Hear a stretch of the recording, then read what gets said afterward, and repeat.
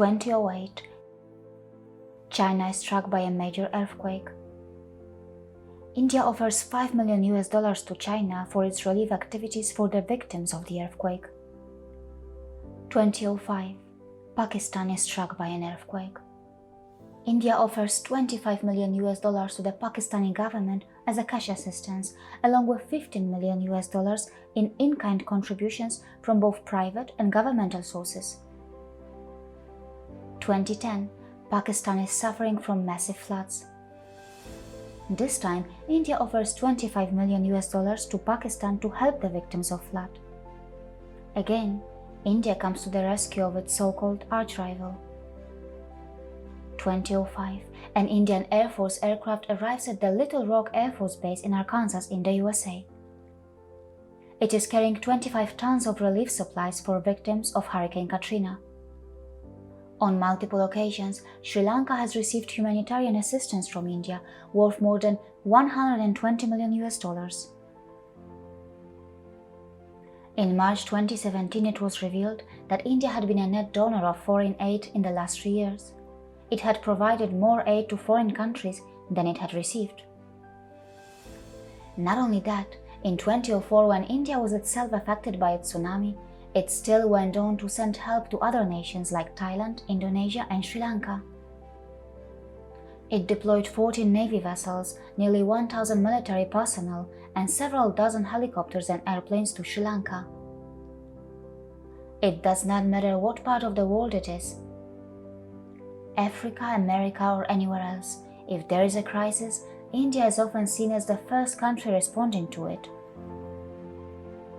During the 2010 Yemen crisis, more than 25 countries asked for help from India to rescue their citizens and help them to evacuate. Germany, USA, Sweden, France, just to name a few. As recently as 2015, India extricated nearly 2,000 nationals who belong to 48 different countries, including many from the United States, the European Union, and its neighboring countries. In most cases, it is India's Navy, its Air Force, its national airline, and its Ministry of External Affairs which handle such operations. It does not matter whether it is a high-risk conflict zone or a post-natural disaster area. India is always there for the nations suffering from a crisis. Apart from providing cash assistance, food assistance, and humanitarian assistance, it also partners many nations in post-calamity recovery and in various development projects. India has 279 lines of credit, which are worth $28 billion in 62 nations in Africa, Asia, Latin America, the Caribbean, and Oceania.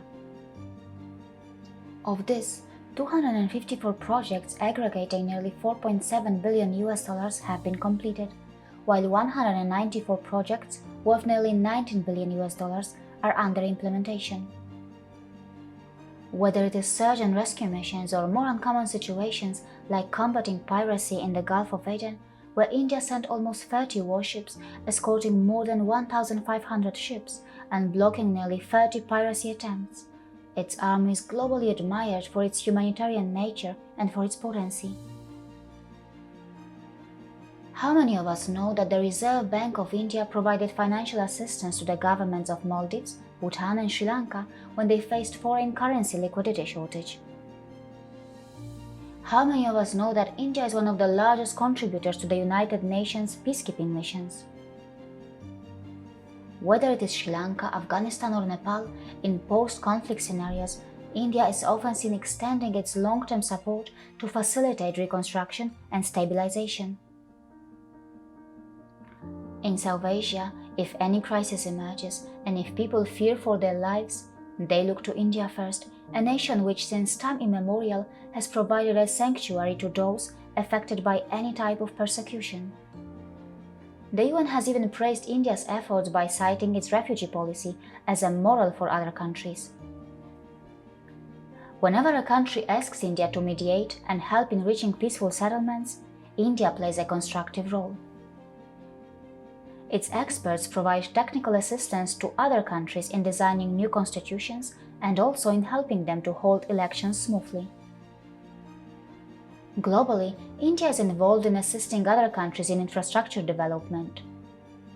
But what makes India even more special is its keenness to help other countries to become self-dependent in the long run. A good example of that is India's Pan-African e-network, which was built at a cost of $125 million and encompasses more than 48 African nations, bridging the digital divide and providing top-quality education and training. It was the brainchild of former Indian President APJ Abdul Kalam. India also provides scholarships to many foreign nationals, and in 2011, during the India-Africa Forum Summit, it pledged $5 billion in aid to Africa in the form of concessional loans. And let us not forget that globally, most countries are beneficiaries of India's cheap medicinal drugs, which have saved millions of lives. India's style of foreign aid is quite different to the Western countries, which generally provide conditional aid. India respects the sovereignty of other countries, and unlike many other nations, Indian aid programs are not designed to interfere with the beneficiary's domestic policies or his demographics. India's cultural and spiritual values are all about humanitarianism. India believes in the selfless nature of giving. India's foundational wisdom of universal brotherhood is reflected in its actions.